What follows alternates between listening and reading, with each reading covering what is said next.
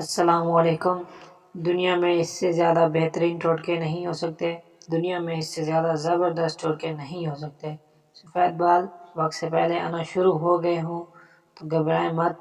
ایک پین میں کلونجی اور نیم کا تیل ڈال کر اس میں کڑی پتے، مہندی انڈین کا تازے پتے شامل کر کے ہلکی آنچ پر اتنا پکائیں کہ پتے جلنے لگیں۔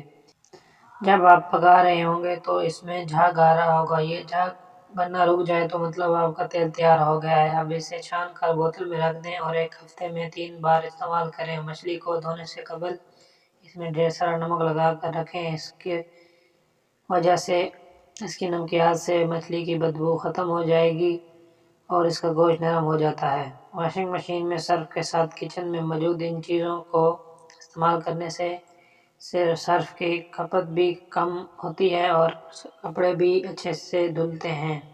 زیادہ کپڑے ایک ساتھ دھونے سے سرف استعمال کرنے والی خواتین کے لیے سب سے شاندار ٹوٹکا ہے کہ وہ مشین میں نمک ڈال کر کپڑے دھو لیں۔ اس سے نمک میں موجود سلفر کمپاؤنڈ سرف کے ساتھ مل کر کیمیائی خواص پیدا کرتے ہیں، جن سے کپڑوں میں لگی گرد اور دھول مٹی بھی جلد سے جلد نکل جاتی ہے اور ان کا رنگ بھی خراب نہیں ہوتا۔ مشین میں ڈالنے سے آپ کو قمیضوں کے کالر کو ہاتھ سے رگڑنا نہیں پڑے گا، کیونکہ کپڑوں کی اندرونی تہہ میں جا کر ضدی داغ نکالنے پر بیر کرنے کی صلاحیت رکھتے ہیں۔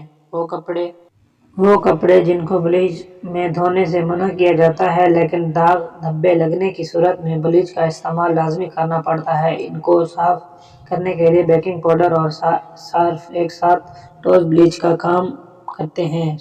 بیکنگ سوڈا سوتی کپڑوں کے لیے دھاگوں کو نرم و ملائم رکھنے میں اہم کردار ادا کرتا ہے۔ جتنا بھی کلیئنزر اور بلیچ یو-لیسٹر کو صاف کرنے میں استعمال ہوتا ہے، ان میں بیکنگ پاؤڈر کا استعمال ہوتا ہے۔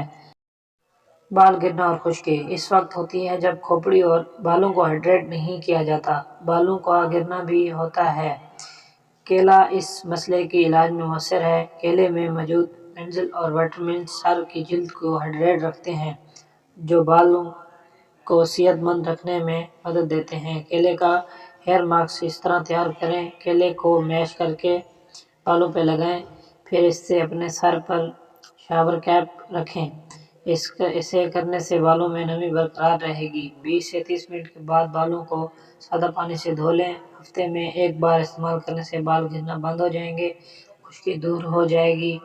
فرش کے داغوں کو بھی سرکے سے صاف کیا جا سکتا ہے۔ اس کے لیے 1 کپ سرکے میں چائے کا چمچ نمک ملا کر مکسچر بنا لیں۔ اب اس سے برش یا اسکریپر کی مدد سے رگڑیں، سلنڈر کے داغ چند منٹوں میں غائب ہو جائیں گے۔ فرنیچر کتنا بھی خوبصورت اور چمکدار کیوں نہ ہو، وقت کے ساتھ دھول مٹی اور بار بار صاف کرنے سے اس کی چمک کم ہو جاتی ہے، جس کی وجہ سے وہ بد رنگ، پرانا لگنے لگتا ہے۔ اب آپ گھر بیٹھے اپنے فرنیچر پالش کر سکتے ہیں، وہ بھی بنا کسی مدد کے۔ پالش تیار کرنے کے لیے آپ کو صرف 3 چیزوں کی ضرورت ہے: آدھا لیٹر ٹائنر، آدھا پاؤ سنرز مرمر کا کپڑا۔ سب سے پہلے آپ کو کسی کاغذ یا کپڑے کے اوپر سنرز نکال کر باریک پیس لینا ہے۔ آپ کسی بھی طرح اسے پیس سکتے ہیں جو آپ کو ٹھیک لگے۔ سنرز آپ کو کسی بھی فرنیچر یا پینٹ کی دکان سے مل جائے گا بآسانی۔ اب اس پسے ہوئے سنرز کو تھنر کی بوتل کے اندر ڈال کے ڈھکن لگا کر اسے اچھی طرح ہلاتے رہنا ہے ہر تھوڑی دیر میں، پھر اسے رات بھر کے لیے رکھ دینا ہے۔ اگلی صبح تھنر اور سنرز والا مکسچر ململ کے کپڑے سے چھان کر دوسری بوتل میں ڈال دیں اور اسے اچھے سے چھاننا ہے تاکہ فرنیچر پالش اتنی ہی اچھی ہو۔ اب اس ململ کے کپڑے سے ہی ہم پالش کریں گے۔ پالش کرنے سے پہلے مطلوبہ جگہ کی سوکھے کپڑے یا برش کی مدد سے صفائی کریں تاکہ دھول مٹی باقی نہ رہے۔ ململ کے کپڑے کے ساتھ تھوڑی سی پالش لگائیں اور جہاں جہاں بھی آپ کو پالش کرنی ہے وہاں اچھے سے اس کا ایک ہاتھ پھیر دیں۔ جب ایک ہاتھ پھیرتے نیچے آئے تو واپس مت جائیے گا ورنہ پالش خراب سی لگے گی۔ جب تک پالش خشک نہ ہو جائے تب تک آپ نے اس بات کا خیال رکھنا ہے کہ اس پر مٹی نہ پڑے، اس لیے کمرے کی کھڑکیاں دروازے بند رکھیں۔ اس پالش کو آپ خشک ہونے کے بعد گیلے کپڑے سے بھی آپ صاف کر سکتے ہیں، یہ خراب نہیں ہوگی۔ سال میں ایک بار مرتبہ استعمال میں اپنے فرنیچر پر استعمال کریں، فرنیچر چمک جائے گا۔